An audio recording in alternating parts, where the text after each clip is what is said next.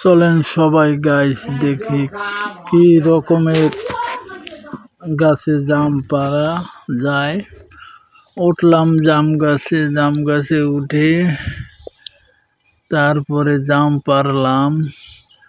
দেখেন কত সুন্দর সুন্দর জামগুলো। এই জামটা কি জাম হতে পারে বলবেন আপনারা কমেন্টের মাধ্যমে। দেখেন ঘরের চালের উপরে জাম গাছ নুয়ে পড়ছে।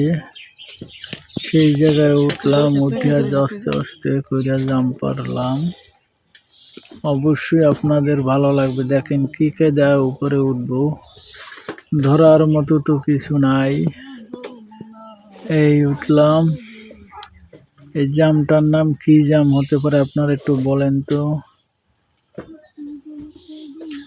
এই জামটা হলো জ্যৈষ্ঠ জাম। অনেক স্বাদ, অনেক মিষ্টি জামটা।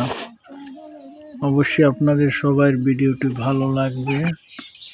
সবাই ভালো থাকেন, সুস্থ থাকেন। আসসালামু আলাইকুম।